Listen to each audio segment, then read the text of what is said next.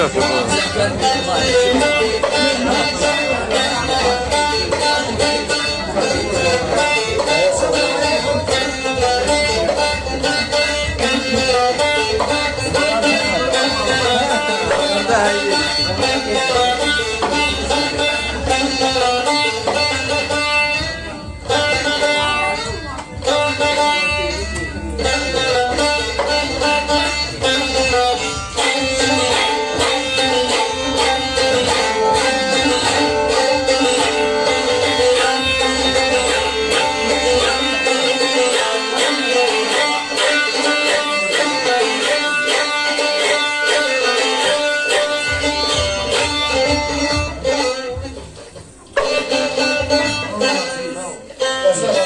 Ay yaşa!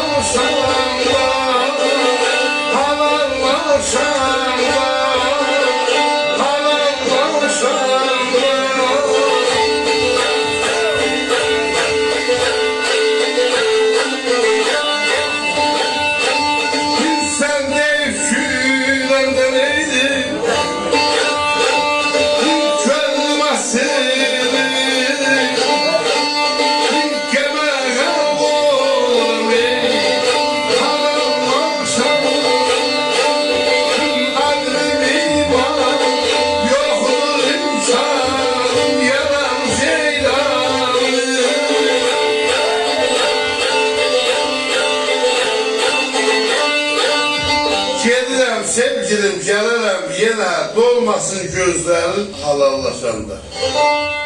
Sen deyip gülende şöllüm açılır. Qəməqər oluram ha, lallaşanda. Qazanın qədəri olsa tuş mənə.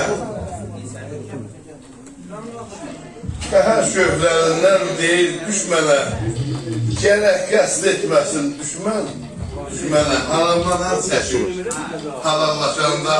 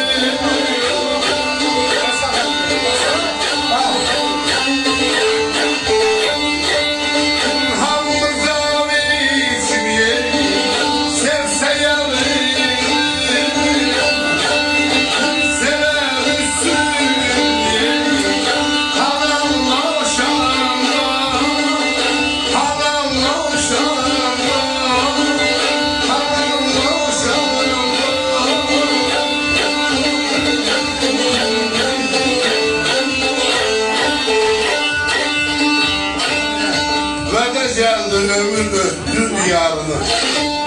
Ses çölün dostunu atar yarını. Hamı canınız kimi sevse yarını, sevə düşdüdünü. Halalla. Sağ ol. Şanla.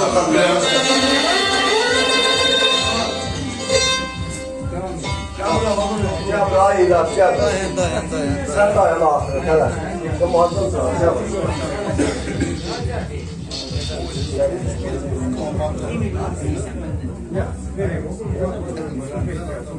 Dərxast Murad Eydilərli, el sağlığına, vətən varlığına. Qoy mən verim, sağ olun.